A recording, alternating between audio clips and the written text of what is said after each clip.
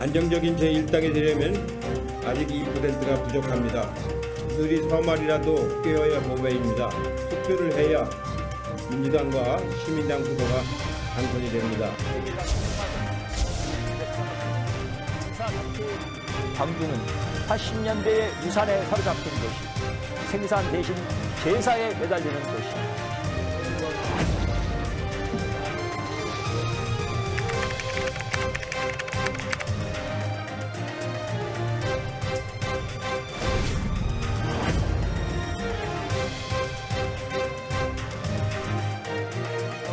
지역구는 내지 않고 비례대표만 내는 위성정당을 만들었어요. 또다시 국회를 일당이 전부 다 갈라먹겠다는 겁니다. 거대 양당이 현실 정치라는 이름으로 꼼수 정치를 합리화할 때 정의당은 원칙을 지켰습니다. 떴다방 정당이 아닙니다.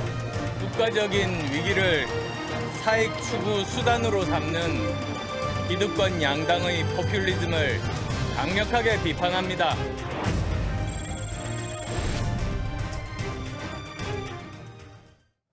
편집 없는 날선 토크의 진수 라이브 설전 시간입니다. 김영우 의원, 김종배 시사평론가 나와 있습니다. 어서 오세요. 네, 오늘부터 내일까지 이틀간 진행되는 사전투표가 시작됐는데요. 오전부터 사전투표 열기 뜨겁고요. 지금 오후 2시까지 나온 투표율도 상당히 높은 거로 나오고 있습니다. 그러니까 예상외인데요. 지금 2시 현재 예. 사전투표율이 7.19%거든요. 그러니까 2016년 총선 때 똑같은 시각 2시 기준으로 3.33%였으니까 네. 지금 2배가 넘는 것 아니겠습니까? 더 눈길을 끄는 건 2017년 대선 때 오후 2시 현재 어떤 그 투표율이 7.06%였는데 네. 이거보다도 높았어요. 근데 그 2017년 대선 때 전체 투표율이 77%였어요. 예. 그러니까 총선보다는 당연히 대선 투표율이 높기 때문에 그 7.06이 나오는데 이거보다 더 높다라고 한다면 이거는 정말로 어떤 눈여겨봐야 되는 어떤 그 사전 투표율이라고 봐야 되겠고 그 원인이 어디에 있는가 이거에 대해서 좀 양갈래 분석이 좀 가능할 것 같아요. 예. 좀 이따 말씀을 드리도록 하죠. 좀 이따 얘기하면 됩니다. 먼저 얘기해. 좀 배우려고 그랬더니만 그 제가 보니까 일단 코로나 때문에 4월 15일 날 투표하는 거에 대한 부담이 좀 있는 것 같아요. 유권자들이 아무래도 그날은 사람이 많을 것이다. 그런 게 좀 심리가 작용하지 않았을까. 또 하나는 어디가 높으냐 하면은 지금 전남, 전북하고요. 경북 이런 데가 높습니다. 네. 그래서 지금 이제 진영 정치가 이루어지고 있다 보니까 적극적인 지지층들이 열렬 그 지지자들이죠. 양쪽 진영에 그분들이 먼저 지금 투표를 하러 나선 게 아닌가. 네. 그런 생각이 좀 드네요. 양갈래 분석하려고 했는데 다 해버리셔가지고 이 맞았습니까? 똑같습니다. 왜 예. 그러냐면 지금 갈수록 진영 대결 양상이 뚜렷해지기 때문에 예. 그래서 어떤 그 지금 사전 투표율이 높아지는 것으로 해석을 할 수 있고요. 이렇게 된다면 전체 투표율이 상당히 올라간다고 네. 봐야 되는 거고 또 하나의 어떤 가능성이 지금 말씀하신 대로 이제 본 투표율에는 아무래도 상대적으로 사람이 많이 몰릴 테니까 코로나19에 대한 어떤 걱정 이런 것 때문에 미리 어떤 조금이라도 이제 사람이 덜 몰리는 사전 투표에 몰렸다라는 분석도 나오고 있는데 이러면 최종 투표율이 어디까지 갈지는 좀 기다려봐야 되는 문제가 되겠죠. 아무튼 양갈래 분석이 다 가능할 것 같아요. 예. 그래서 지금까지 나온 조사에 보면은요, 그 가장 낮은 데는 광역자치단체 중에 대구가 가장 낮게 나왔어요. 그것도 이제 코로나 영향이 크죠. 예. 제가 여러 차례 대구에 계신 분들하고 통화를 해봤는데 이번 투표는 정말 투표장에 나가기가 두렵다는 거예요. 네. 이 생명에 대한 위협 이게 더 큰 거죠. 어떤 정치적인 관심 이거보다도. 네. 그래서 좀 이해가 가고 그것이 아마 그대로 이번 그 4.15 총선에 반영이 되고 있지 않나 이런 생각이 드네요. 알겠습니다. 양당 주요 정당들의 그 선거 총괄위원장, 위원장급 인사들은요 어제에 이어서 오늘도 이제 그러니까 오늘 이제 사전 투표를 하면서 기자들에게 이제 발언의 기회에서 이런저런 얘기가 많이 나오는데요. 이해찬 대표 민주당이 일당이 되려면 아직 2%가 부족하다라고 얘기했습니다. 조금 이제 지지층을 또 결집해야 되고 네. 보석이 서말이라도 이제 깨워야 보배라고 그랬죠. 그 얘기를 좀 했는데 말 그대로 지지자들이 투표장에 나가서 찬성을 해야 의석이 돌아오는 거 아닙니까? 네. 그리고 이제 2% 부족하다라는 것은 그 당 대표로서는 뭔가 부족함 또는 약간의 겸허함, 겸손함, 부족함을 또 어필해야 네. 유권자들에게 이제 그 호소할 수 있는 여력이 생기는 거니까 그런 말로 이제 2% 부족하다. 이게 선거 독려하는 거죠. 투표를 독려하는 거죠. 예. 예. 근데 이런 거 하면 김종인 총괄 선대위원장 이번 주말기에서 유권자 표심이 좀 상당히 많이 변할 것이라고 그랬습니다. 그러니까요. 그래서 그럼 무슨 특별한 계기가 있냐? 네. 그러니까 특별한 계기가 올 필요가 없다. 좀 이렇게 이야기를 했는데 그렇게 된다면 지금 이제 마음을 못 정한 사람들이 이제 주말을 거치면서 마음의 결정을 할 것이고 그 마음의 결정의 방향은 거의 대부분이 미래통합당으로 쏠릴 것이다. 예. 이제 이런 어떤 주장인 것 같은데 그렇게 주장의 근거는 지금 전혀 밝히지를 않고 있습니다. 예. 근데 여기서 결국은 확인할 수 있는 깔려 있는 부분은 지금까지만 놓고 보면 미래통합당은 좀 약간 열세다라고 하는 것들을 깔고 지금 이야기를 하고 있는 것 아니겠습니까? 이렇게 본다면 이해찬 그 위원장이나 김종인 위원장 모두 일정하게 엄살 모드로 일단 지금 이야기를 시작을 하고 있는 것만은 분명한 사실이라고 봐야 되는 것 같고요. 네. 특히나 여기서 이제 이른바 깜깜이 선거라고 여론조사 이제 공표 금지 기간에 언론 플레이가 아니라 여론 플레이가 많이 이루어집니다. 왜 그러냐면 계속 여론조사는 돌리는데 공표가 안 되기 때문에 정당 차원에서 여론조사는 돌리지 않습니까? 이제 흐름은 보는데 일반 유권자들은 모르는 거죠. 이런 상태에서 예를 들어서 이제 어느 쪽으로 그 유권자들을 움직여 가야 될 것인가라는 전략적 포석을 놓으면서 어떤 때는 엄살을 피고 네. 어떤 때는 뭐 골든 크로스에 다가왔다라는 이야기도 하고 그런데 여기에 이제 사실은 상당 부분의 함정이 있을 수가 있기 때문에 근데 문제는 유권자 입장에서 이걸 확인할 방법이 없다라고 하는 점. 사실은 그런 점에서 그 전부터 좀 얘기 나왔던 게 여론조사 공표 금지 기간을 이렇게 꼭 설정해야 되는가라는 얘기는 사실은 그 전부터 있었는데 좀 새길로 빠지는 것 같으니까 더 이상은 안 하겠습니다. 근데 총선 당일까지 5일이 남았는데요. 여야 후보들 이 거친 말 혹은 더 나아가 막말 논란 좀처럼 진정되지 않는 것 같습니다. 미래통합당 윤리위원회가 오늘 오전에 이 세월호 막말 파문 일으킨 차명진 후보를 제명하지 않고 자진 탈당을 권유하는 쪽으로 의결을 했습니다. 뭐 자진 탈당을 권유했습니다마는 예. 뭐 그 당원 당규에 따르면은 탈당을 하지 않으면은 10일 이내에 또 제명이 되게 돼 있어요. 네. 그래서 저는 뭐 큰 차이는 없다고 보고 그겁니다. 그러니까 우리가 정치를 하다 보면은 저도 그런 걸 많이 유혹을 느꼈는데 그 자극적인 발언을 하고 싶어져요. 왜냐하면 이제 정치인들이라는 것이 또 인기를 먹고 살고 하다 보니까 특히 이렇게 진영 정치가 강하게 판치는 요즘 정치에서는 일반 유권자보다는 자기 지지층에 대한 호소를 더욱더 많이 합니다. 점점 더. 네. 그래서 사실은 정말 바람직하지 않은 현상이죠. 원래 정치라는 것은 상대방과의 차이를 극복해가지고 국민들에게 좋은 결과물을 만들어내는 게 좋은 정치 아닙니까? 근데 지금은 차이를 점점 강조하고 우리는 저들하고 이것이 다르다는 거를 확대하고 강화시키고 하면서 이제 싸우는 정치가 시작되는데 네. 이것은 뭐 예전에 그 정치 사상가들이 얘기한 절제, 균형, 겸허함 이런 거하고는 완전히 이제 다른 정치가 되는데 제가 이제 큰 얘기를 말씀드립니다만은 지금 사실 대통령서부터 또 국회의원 한 사람 한 사람이 전부 다 지금 극단적인 정치 쪽으로 달려가고 있어요. 국민을 가르고 말이죠. 나누고 뭐 7대 3으로 나누고 1대 9로도 나눴다가 어떤 때는 또 5대 5로도 나눴다가 네. 이런 그 정치 풍토가 돼버렸습니다. 그래서 이것은 대통령서부터 국민을 통합하는 그 화합의 리더십을 발휘하고 또 국회에서도 단순히 청와대의 거수기라든지 이런 것이 아니라 정권 유지나 정권 심판보다도 더 중요한 것은 사실은 국가와 국민이란 말이죠. 예. 국가와 국민의 미래를 걱정하면서 여야가 결과물을 만들어 낸다는 생각을 가지고 노력을 해야 될 거예요. 예. 근데 큰 차이가 있죠. 제명과 탈당 권유는 큰 차이가 있는 게 탈당 권유를 했는데 열흘 동안 탈당을 하지 않으면 그때 가서 제명한다는 이야기 아닙니까? 그러면 근데 차명진 후보는 그 이 결정이 내려지자마자 뭐라고 했냐면 고맙다.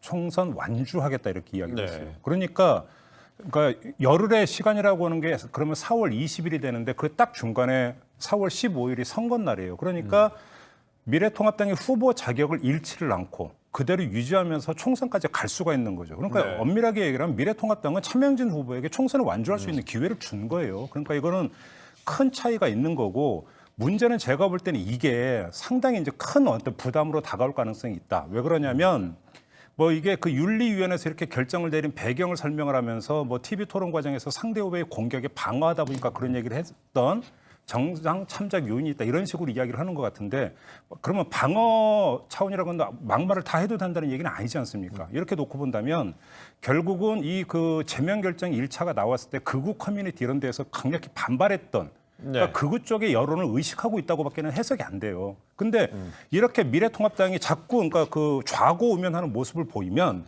그렇게 이제 강조하는 외연 확장, 뭐 중도의 외연 확장 이런데 오히려 더 마이너스가 되는 거 아닙니까? 예. 당 입장에서 왜 이런 결정을 내렸는지 저는 이해를 그러니까 못해요. 이제 전체적으로 봤을 때는 마이너스가 될 수도 있고 뭐 안 될 수도 있고 하겠지만은 보통 이런 경우에 이제 그 상황에 대한 설명은 좀 듣습니다. 근데 이제 아마 상대 후보가 또 차명진 후보에게 어떤 짐승 뭐 이런 표현이 좀 있었나 봐요. 그런 차원에서 이제 이게 오고 간 대화 속에서 나왔는데 어찌됐든 간에 짐승이라는 표현을 쓴 후보나 아니면 또 거기에 대한 답변을 하면서 또 다른 또 막말을 하게 된 이런 후보들의 이런 그 자극적인 발언, 이 품격 없는 발언들은 다 잘못된 거예요. 네, 알겠습니다. 윤리위에 저는 어떤 뭐 판단이 중요한 게 아니라 이건 뭐 저 대한민국 정치가 앞으로 나가는 데 있어서 우리가 자숙해 봐야 될 중요한 문제입니다. 하나만 더 그래요. 말씀드릴게요. 근데 이것이 미래통합당 전체적으로 마이너스가 될 수밖에 없는 게 투톱의 말이 또 달라요. 그러니까 김종인 위원장 같은 경우는 윤리위원회에 대해서 한심한 사람들이라고 직격탄을 날렸어요.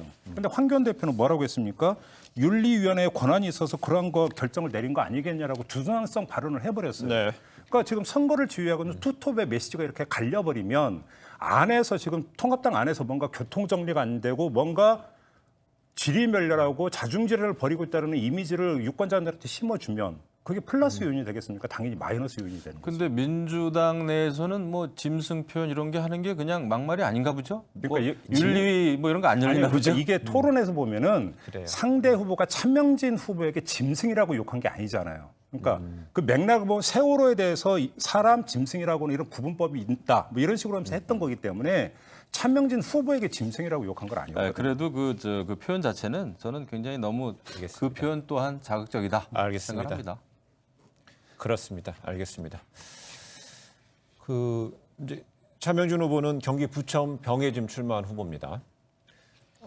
이런가 하면 또 광주 서구갑에 출마한 미래통합당 주동식 후보 이 현지 언론과의 후보자 연설에서 한 발언이 지금 또 논란이 되고 있는 것 같아요. 광주 민주화 운동 관련되는 이야기를 하면서 나온 거죠. 그렇습니다. 예. 뭐 생산 대신에 제사에 매달리는 도시가 되어버렸다라고 이야기를 해버리고 또 그 언론이 그 이게 도대체 무슨 뜻으로 이런 얘기를 했느냐라고 하는 어떤 그 질문에 버젓이 대답하기를 제사는 5.18을 비롯한 민주화 운동 희생자들을 기리는 행사를 말한 것이다. 이렇게 이야기를 해버리면 네. 도대체 광주 시민들이 도대체 이걸 어떻게 받아들일지 제가 여기서 설명 안 해도 되는 것 아니겠습니까? 저는 그래서 이분이 그러니까 이런 말씀을 드려요. 이분이 정말로 선거를 할 생각이 있는 분인지 없는 분인지조차 저는 헷갈려요. 그렇지 않고서는 이렇게까지 이야기할 이유는 전혀 없거든요. 제가 볼 때는 본인의 지금 어떤 관심의 초점이 다른 데가 있는 게 아닌가 이렇게밖에는 해석이 안 되는 지금 대목이에요. 이 얘기는. 그래요. 알겠습니다. 이제 광주에서는 이런 어떤 그 후보의 발언이 있었고요. 전북 군산에 출마한 또 미래통합당 이번에는 좀 미래통합당 후보가 지금 뉴스가 뒤에서 나와 있는데요. 미래통합당 얘기만 나오네. 예, 지금 그래서 이제 뒤에 뭐 거기 더불어민주당도 좀 한번 확인해 보겠습니다. 이근열 후보가 선거 공보물의 내용이 지금 논란이 됐는데요. 뭐 다른 게 아니고 표현상으로는 뭐 중국 유곽이라는 내용이 나왔는데 여기에 대해서 또 해당 후보는 뭐 해명도 나오긴 했습니다. 그래서 저도 쭉 그 맥락을 보니까 이제 중국 관련해 가지고 이 군산 지역에 중국 여행객 유치를 위한 네. 그런 뭐 타운 조성이나 뭐 이런 거를 얘기를 한 것 같은데 이 유곽이라는 표현은 100% 잘못된 표현이죠. 네. 이것은 정말 정신이 있는지 없는지 모르겠는데 이것은 굉장히 커다란 실수고 알고도 이런 실수를 범했다면 정말 자격이 없는 거죠. 근데 요 전에 뭐 광주가 제사의 도시다, 네. 제사에 매달린 도시다 이런 이제 표현도 나왔습니다만은 다 잘못된 거죠. 그런데 이제 그 맥락은 우리가 좀 보고 판단을 해야 돼요. 이 정치인들의 언어 자체는 물론 중요합니다만은 그게 어떤 맥락에서 나왔는지를 보고 그러고 나서 판단해도 늦지 않습니다. 네. 근데 너무 즉각적으로 이거는 막말이다, 이것은 아예 자격이 없다, 파렴치한이다 이런 식의 평가 자체는 저는 너무 가벼운 평가라고 봅니다. 그리고 이 선거에서 정말 짧은 기간 내에 선거 운동을 하다 보니까 이제 여러 이런 이런 일들이 네. 벌어지는데 후보들 또 캠프도 조심해야 됩니다만은 우리 평가하는 차원에서도 좀 더 진중했으면 좋겠어요. 저는 그런 생각을 늘 가지고 있습니다. 막말을 해서는 안 되지만 그 말이 어떤 맥락에서 나왔는지를 보고 제가 그저께도 이제 그걸 강조를 좀 했는데 그런 문화도 저는 좀 필요하다고 봐요. 알겠습니다. 무조건 날리고 무조건 제명하고 무조건 윤리 제소하는 것이 다는 아닙니다. 이게 하나의 문화이기 때문에 저는 이런 문화 잠시만요. 이런 문화를 어떻게 하면 개선할 것인지에 대한 근본적인 생각도 좀 해야지. 이게 무조건 무슨 뭐 제소에 올려가지고 자른다고 해가지고 이런 일이 계속 벌어지지 않습니까? 이것은 이유가 있는 거예요. 이유가 있는 겁니다. 그거에 대해서 우리가 고민을 좀 해봐야겠습니다. 알겠습니다. 예, 저는 그거 문화를 말씀하시는데 저는 공천을 말씀드리고 싶은 게요. 사실은 이런 사람들은 공천 과정에서 걸러져야 되는 거예요. 그러니까 그게 공천의 기능이고 역할이라고 생각하는데 거르지 못했다라는 거예요. 왜냐하면 공천 뒤에 이게 돌발적으로 나온 발언이라고 한다면 공천 문제를 제기하는 것 자체가 억지일 수 있죠. 하지만 조금 전에 이야기했던 그러니까 제3은 지낸다라고 이야기했던 그 발언의 주인공 2년 전에 뭐 세월호를 천척만 그러면 그 침몰시키면 일자리 창출되지 않느냐는 막말을 페이스북에 올렸던 사람이에요. 검증 안 됐죠. 그다음에 이 유곽 발언도 마찬가지예요. 이전에 또 공보물에 이미 유곽이라고 하는 단어가 들어가 있었다는데 거르지 못했죠. 결국은 뭐예요? 공천이라고 하는 것은 이 사람이 후보 자격이 있음을 당이 보증섭니다라는 뜻이잖아요. 근데 보증 과정에서 보증인으로서 당연히 행사되는 그 체크하는 어떤 이게 이루어지질 않았고 그렇기 때문에 그 결과에 대한 책임은 연대 책임을 지는 게 맞는 거예요. 그런 점에서 본다면 공천이 얼마나 제대로 됐는가 당은 이걸 반성해야 된다. 이 말씀을 드리고 저는 싶습니다. 100% 공감이 가고요.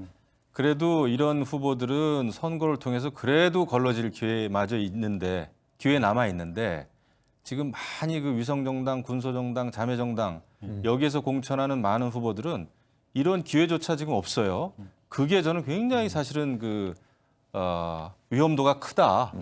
그래서 공천을 제대로 하고 그다음에 선거 과정을 통해서 유권자로부터 최종적인 그 검증을 받는 그 절차가 예. 굉장히 중요합니다. 알겠습니다. 그래서 지역구 후보들은 지역민들이 유권자가 뽑고요. 비례대표는 전국 단위로 이제 정당 지지를 해서 되는 게 이제 비례대표제 또 운용 방식이니까는요.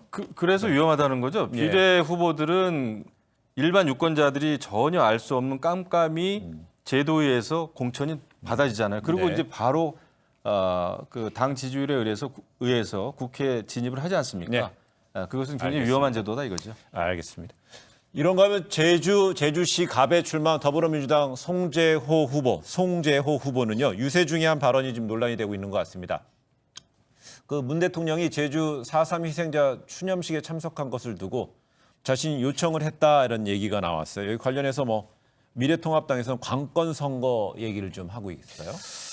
그러게요. 그러니까 이게 아마 그 박형준 선대위원장 같은 경우 이제 그런 의혹을 제기하면서 청와대가 울산 부정선거에 이어서 측근 후보를 돕기 위해서 나선 거 아니냐. 그래서 네. 결국은 문재인 대통령이 직접 나서서 관건 선거를 한 것 아니냐 이렇게 이제 그 제기를 하는데 왜냐하면 송재 후보가 대통령 직속 국가균형발전위원장 출신이라고 하는 점을 제기를 했어요. 네. 근데 저는 이 점을 제기를 하고 싶어요. 이런 식의 논법이라고 한다면 문재인 대통령은 지금 지역구 돌아야 될 곳이 한두 군데가 아니에요. 그래서 자신의 복심이라고 하는 윤건영 전 국정상황실장에 출마한 구로울도 가야죠. 문재인 정부 들어서 장관으로 있다가 나와서 출마한 사람들 지역구 다 돌아야죠. 그게 뭔가 이 논법대로 맞지 않습니까? 제가 볼 땐 그런 점에서 본다면 너무 뭔가 공격을 하는 건 좋은데 오바는 하지 말았으면 좋겠다. 제가 볼 때 여기에는 포석이 깔려 있는 것 같아요. 결국은 울산이라고 하는 것들 다시 리마인드 시키기 위해서 송재호를 치는 거 아니냐. 뭐 그런 식으로 어떤 정책 생각은 뭐 충분히 읽을 수 있는데 그래도 오버하지는 말자. 엄밀하게 보면 송재호 후보가 제가 볼 때 대통령을 판 측면이 있어요. 예. 그러니까 판 측면이 있기 때문에 그걸 비판하는 건 뭐라고 하지 않겠다. 하지만 너무 오버해서 해석하지는 말자. 이 말씀만 드리고 싶어요. 그러니까 선거 때가 되면은 어떤 후보든지 아까 말씀 아주 잘하셨는데 둘 중에 하나입니다. 과장을 하든지 엄살을 떨든지 대부분 그래요. 선거 때 그렇습니다.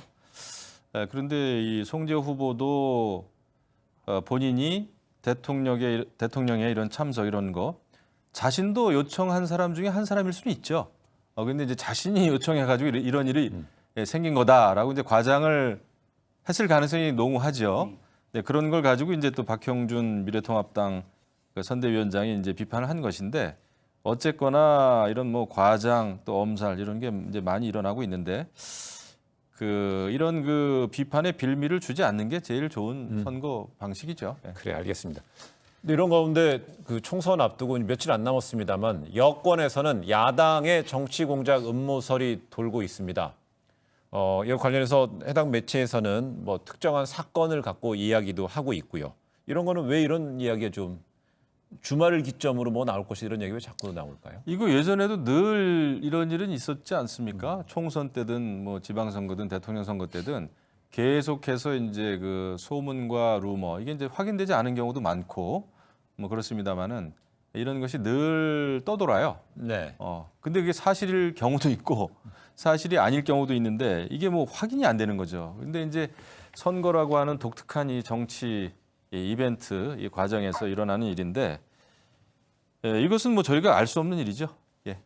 그래요. 근데 이 점만 말씀드리고 싶어요. 이거는 지금 이 단계에서 이야기하는 것 자체가 저는 부적절하다고 생각해요. 근데 저희가 지금 뭘 얘기하는 겁니까? 제목을 얘기해야죠. 이게 지금 뭐 아니, 그러니까 엠번방 얘기죠. 제가 부적절하다고 말씀을 드리는 이유가 똑같은 거예요. 그러니까 쉽게 말하면 카더라 통신의 기초에서 하는 건데 이거는 카더라도 아니에요. 카더라 중에서 키역조차도 지금 나온 게 없어요. 네. 그런데 그 아주 너무나 막연한 것을 가지고 정치 공작의 냄새가 난다. 근데 또 그거를 야당의 어떤 선대 본부장이라는 분은 또 화답을 하고 있어요. 이거에 대해서 마치 뭐가 있는 듯이. 그러니까 야당에서 정치 공작의 이게 뭐 냄새가 진하게 난다고 하니까 그럼 그건 여당 쪽에서 했죠. 네, 야당 그럼 본부장은 이게 무슨 소리냐고 반박하는 게 아니라 뭐 우리에게도 뭐 들어온 게 있다. 이렇게 하면서 지금 이상하게 어떤 여야가 하모니를 내고 있는 이상한 현상이 지금 벌어지고 있는데요.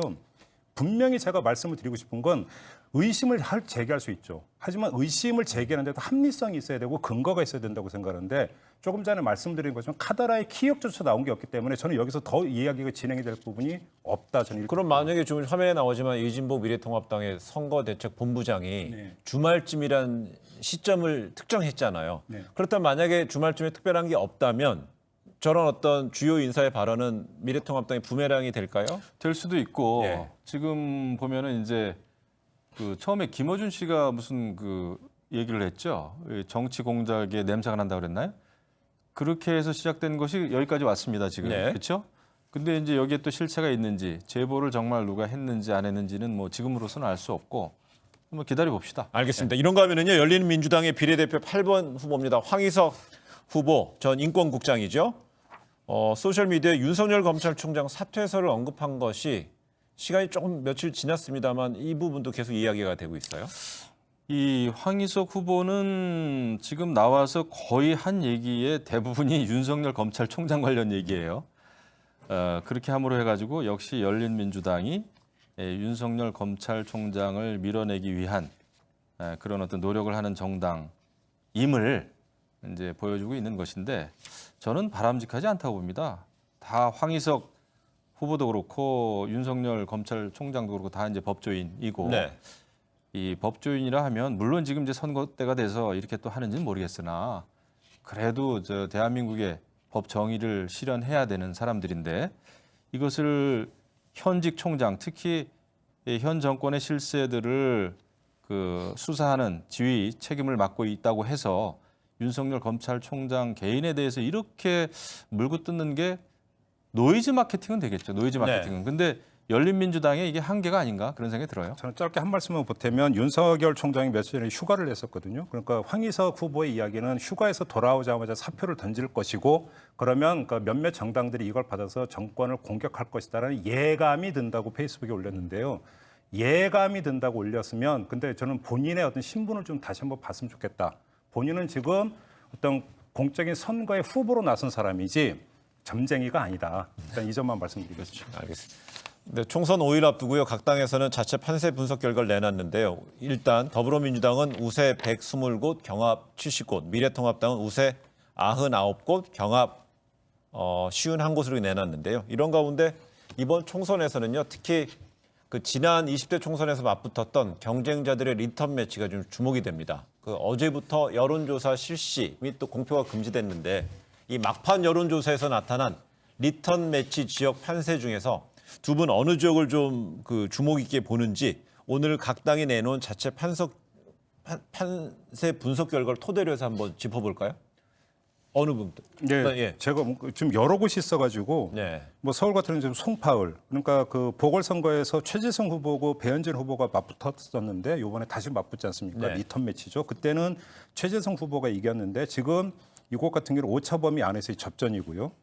그다음에 또 부산 북 강서갑 같은 경우도 엄청 지금 뜨거운 것 같은데 민주당의 전재수 후보하고 미래통합당의 박민식 후보 네. 여기도 리턴 매치인데 역시 오차 범위 안에 있습니다.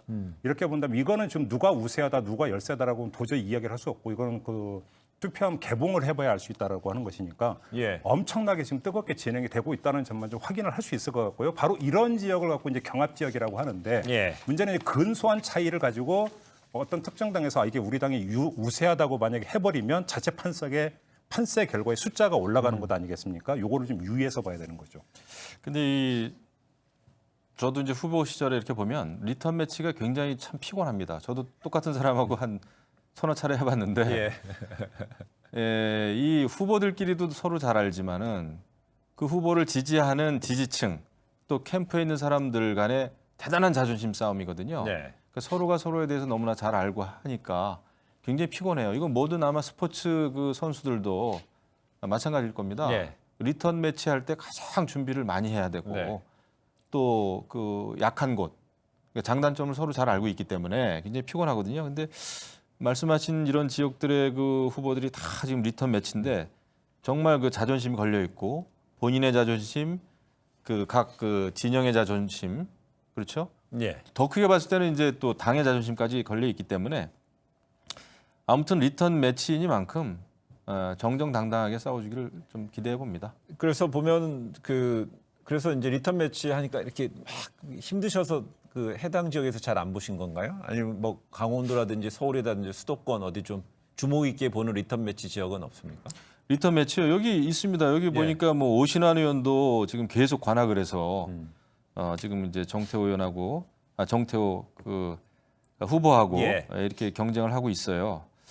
그리고 여기 보니까 이제 또 충남 보령 서천에 김태흠 후보하고 또 나소열 후보하고 또 이렇게 리턴 매치를 하고 있는데 아마 굉장히 그것도 뭐 비슷하네요. 오차 범위 내로 이렇게 네. 지지율이 나오는데 제 기억, 그러니까 확인을 안 해봤기 때문에 최고 기록이라는 말씀 못 드리겠는데 제 기억에 따르면 지금 6번째 리턴 매치 하고 있는 것도 있지 않습니까? 서울 서대문. 서대문요? 네. 민주당의 우상호 후보고 통합당의 이성원 후보가 지금 6번째 맞붙고 있는 걸로 제가 기억을 하고 있는데 또 같은 대학 출신이고 네. 같은 지역구에서만 6번이면 이 인연은 도대체 어떤 인연이라고 표현을 해도 그냥 질긴 인연 이렇게 그래요. 표현을 해야 될 것 같습니다. 그래서 저희가 보면 좀 전에 말씀드렸듯이 각 당에서 이제 자체 판세 분석 결과를 내놨는데요.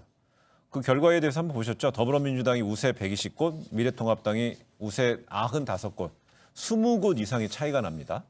그렇습니다. 예. 그 뭐 당 안팎에서 이제 공식적으로 아까 이제 그 이해찬 선대위원장이나 김종인 선대위원장은 약간 엄살기에 발언을 하고 있다고 말씀을 드렸지만 다만 네. 이제 그 공개적 마이크 앞에서의 이야기고 두 당 안팎에서 흘러나오는 이야기는 또 그거하고는 약간의 어떤 그 온도차가 있는 부분이 있어요. 근데 민주당 같은 경우는 안팎에서 좀 흘러나오는 이야기가 오히려 지역구 같은 경우 애초 목표치보다 상향 조정을 하고 있다는 이야기가 또 흘러나오고 있는 네. 상황이고 그런 게 지금 이 숫자로 좀 나오고 있는 것 같고요. 그 미래통합당 같은 경우도 뭐 비례까지 그러니까 다 합한다고 한다면 150까지도 내다볼 수 있다는 이야기를 하고 있는데 뭐 이거는 철저하게 지금 그 두 당 모두 이제 자당 중심으로 해석을 하고 있는 거기 때문에 객관성이 있다고 볼 수는 좀 없겠죠. 알겠습니다. 근데 이번 총선에서는요, 연령대별 표심이 어떻게 움직일지도 관심이 모아지고 있습니다. 60대 이상 유권자가 1,200만 명을 넘었다고 그러고요. 그렇게 되니까 전체 유권자의 한 18%를 차지하게 되는 거고요. 넘었다고 하고요. 전체 유권자의 그 18%를 차지하는 것이 1020 세대입니다. 795만 명이라고 그럽니다. 세대별로 표심. 저는 그렇게 봐요. 예전에는 뭐 노년층 그러면 이제 보수, 네. 뭐 10대, 20대, 30대 뭐 진보 이렇게 이제 나뉘었죠. 실질적으로 결과도 그걸 또 많이 반영을 했는데 언제부턴가 이제 그런 그 등식이 저는 좀 깨졌다 생각을 합니다. 20대가 의외로 보수적인 성향을 나타내는 경우가 많아요. 네. 특히 공정이라는 문제, 법에 있어서 어떤 정의 문제 이런 거에 있어서는 굉장히 그 자존심이 강하고 그런 공정의 가치를 중요시하죠. 20대가 그래서 어떤 경우에는 굉장히 좀 보수적이고 저는 이번에는 연령대별 그 우리 과거의 어떤 그런 인식 기준보다는 뭐니 뭐니 해도 경제인 것 같아요.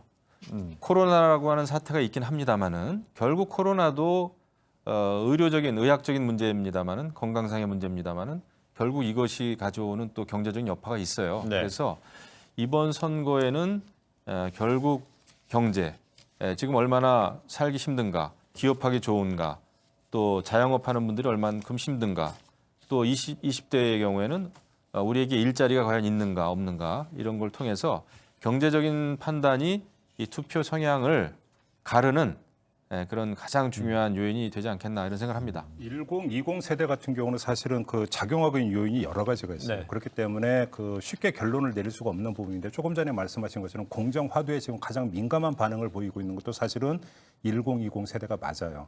그런데 또 한편으로는 문화적 감수성도 그 어떤 세대보다 높은 게 1020 세대거든요. 이른바 꼰대 문화 이런 거에 대해서 진저리를 치는 세대가 바로 1020 세대인데 그 정치권이 어떻게 다가가느냐도 상당히 중요하게 아마 감수성을 갖고 받아들일 거고 또 하나 그 빠뜨리면 안 되는 게 부모 요인인데요. 1020 세대의 부모 세대가 옛날에 386 세대라고 이야기했던 주로 그들의 자녀가 돼요. 그렇기 때문에 부모 요인이 1020 세대에게 어느 정도로 영향을 미칠 것인가로 또 요인이 있어요. 그렇기 때문에 이거는 단정할 수 있는 문제가 아니라고 보고 이 성향보다 저는 더 중시하는 게 그러니까 이들이 얼마만큼 투표장에 나올 것인가 이게 더 관심사인데 얼마 전에 선관위 의뢰로 이제 그 얼마나 투표하시겠습니까라고 물어봤을 때 상당히 높게 나왔는데 20대 같은 경우는 상대적으로 저조하게 지금 응답률이 나왔거든요.